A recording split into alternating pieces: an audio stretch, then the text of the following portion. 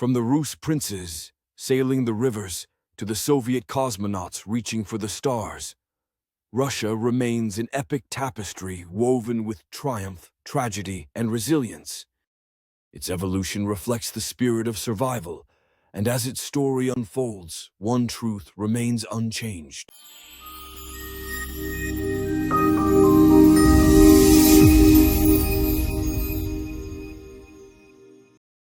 What defines the soul of a country as vast, enigmatic, and historical as Russia? Is it the sweeping tundras and endless pine forests that stretch its boundaries? The towering onion domes of its churches gleaming gold in the light of dawn? Or perhaps it is the fierce determination, resilience, and cultural depth of its people, always left at the crossroads of East and West, surviving invasions, revolutions, and political upheaval with their identity intact. Russia's story is not simply one of a nation.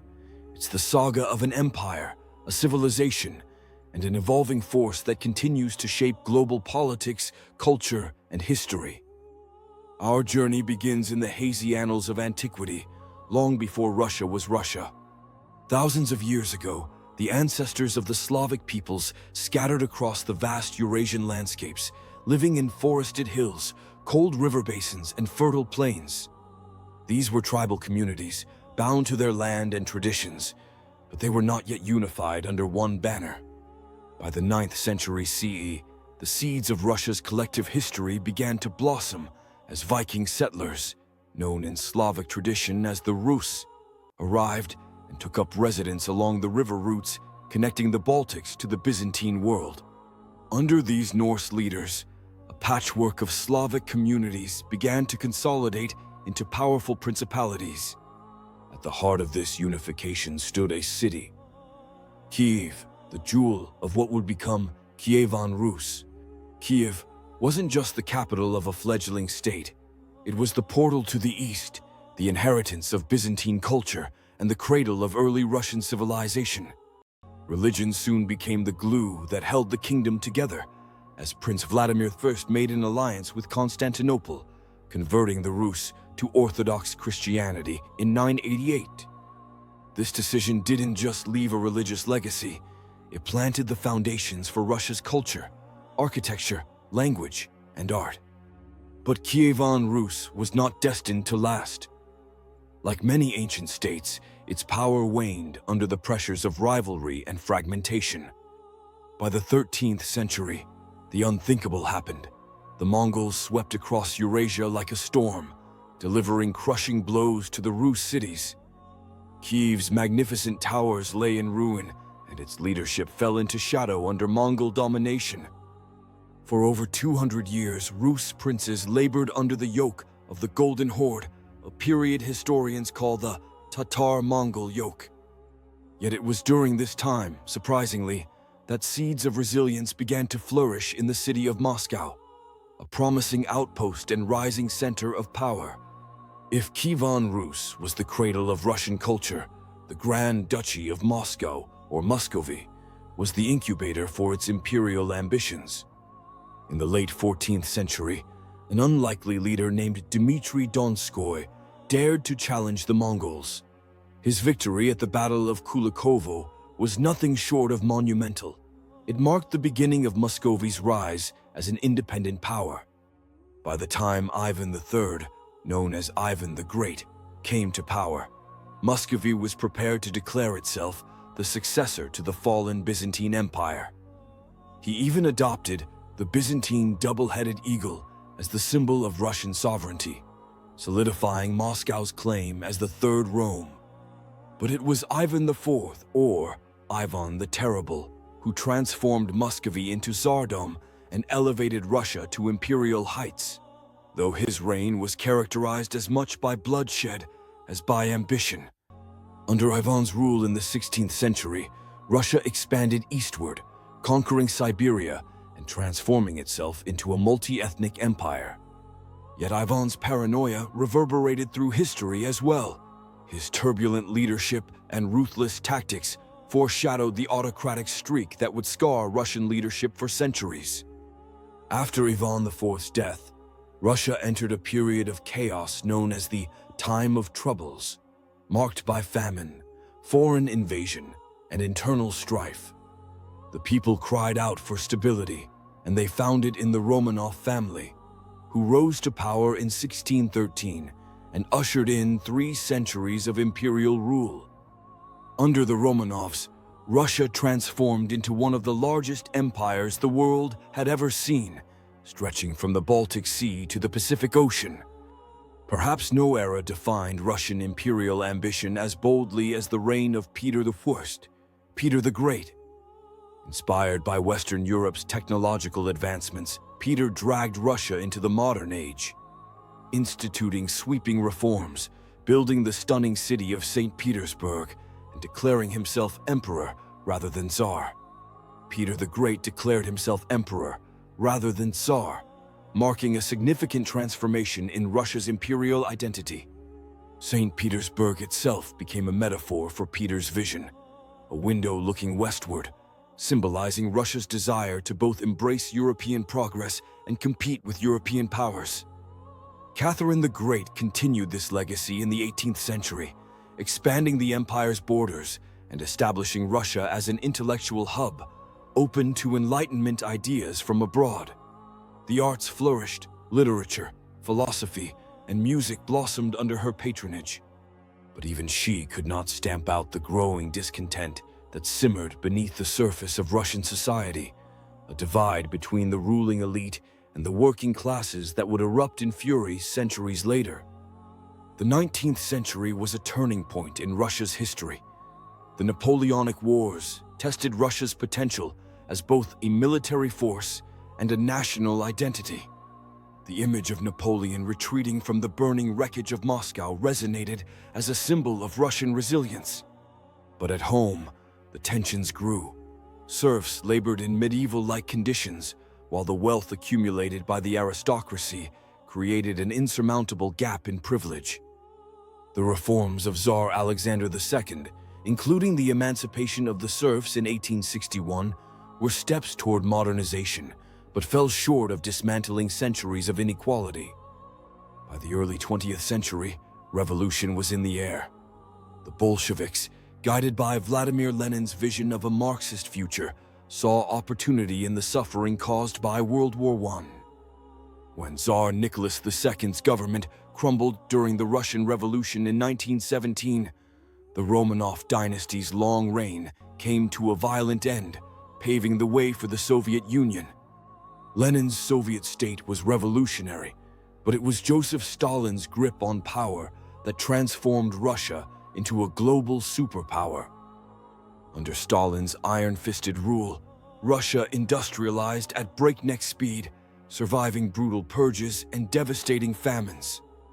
Though Stalin's methods were ruthless, the Soviet Union emerged as a central player in global politics, becoming one of the victors of World War II and establishing itself as a Cold War rival to the United States. The Soviet years were both triumphant and tragic. While Russia achieved feats such as launching the first human into space, it also grappled with authoritarian control, suppression of dissent, and economic struggles. By the 1980s, growing dissatisfaction gave rise to reforms under leader Mikhail Gorbachev. Despite efforts to restructure and open Russia's economy with policies like perestroika and glasnost, the Soviet Union inexorably dissolved in 1991, marking the end of a global chapter. Post-Soviet Russia began as a turbulent experiment in reform. The presidency of Boris Yeltsin was marked by economic distress and political instability, while the transition to capitalism left many citizens disillusioned. It wasn't until Vladimir Putin's rise in 2000 that Russia regained a significant sense of stability, though not without controversy. Putin's leadership has emphasized centralized control and nostalgia for Russia's imperial and Soviet past, drawing both domestic support and international scrutiny. In modern Russia, questions linger about its identity and future. What does it mean to bridge Western and Eastern traditions? Can the largest country in the world overcome its historical legacy of authoritarianism, or Is it content in a position of centralized power? And amidst global challenges, climate change, economic sanctions, and geopolitical tension, what role will Russia play on the world stage? From the Rus princes sailing the rivers to the Soviet cosmonauts reaching for the stars, Russia remains an epic tapestry woven with triumph, tragedy, and resilience. Its evolution reflects the spirit of survival, and as its story unfolds, one truth remains unchanged. Russia continues to captivate the world with its depth, complexity, and vast cultural legacy.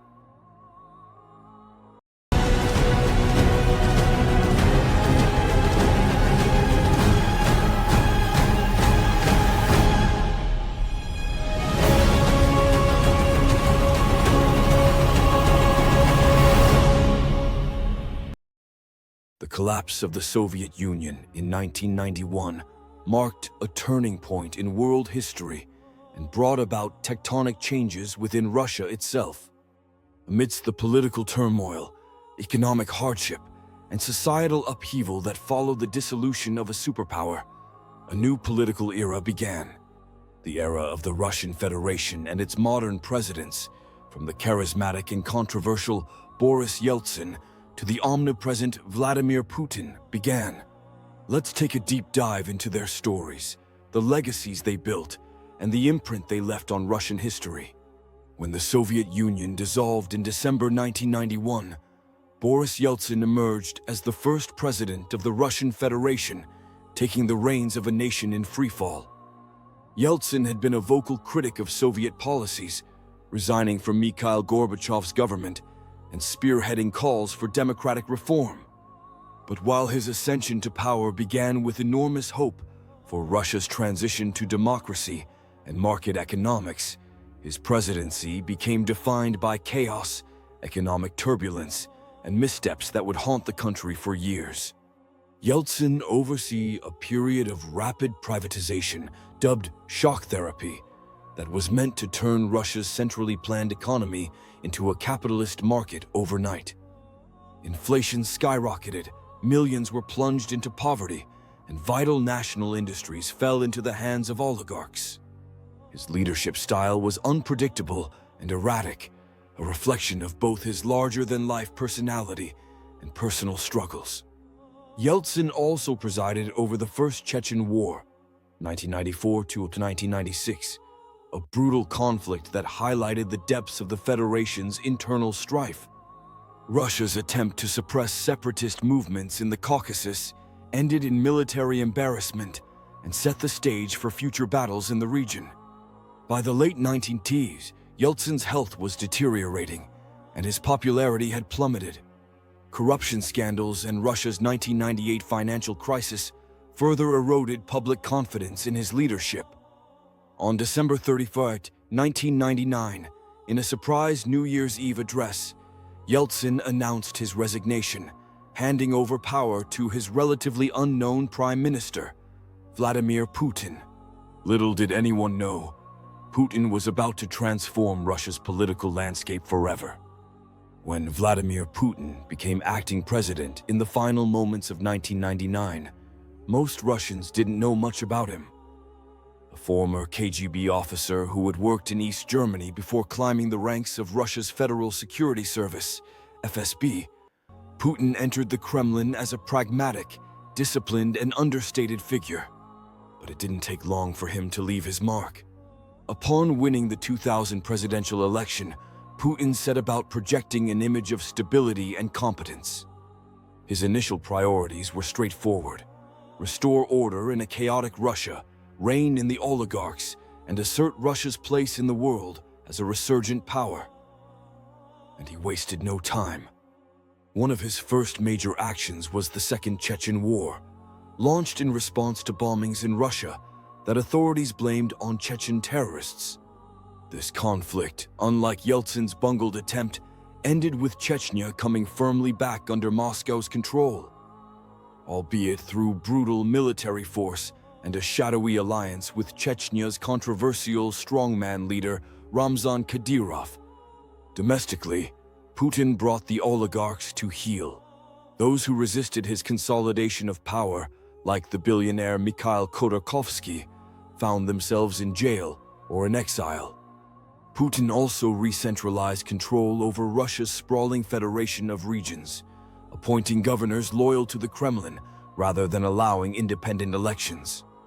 Under Putin, the economy initially benefited from global oil and gas prices, lifting millions out of poverty and cementing his popularity among average Russians. However, his presidency also marked the rolling back of democratic freedoms. Independent media outlets were dismantled, political opposition was marginalized, and criticism of the Kremlin became increasingly dangerous. On the international stage, Putin positioned himself as a defender of Russian interests, often defiantly clashing with the West. In 2008, Russia's military launched a brief war against Georgia, another signal that Putin intended to reassert Russian influence in former Soviet territories. But when Putin's two-term limit approached in 2008, he made a surprising chess move. Stepping aside to allow his loyal ally, Dmitry Medvedev, to take over as president, while he himself became prime minister. Dmitry Medvedev's presidency is often regarded as an interlude, a 4-year chapter during which Putin retained much of the actual power behind the scenes.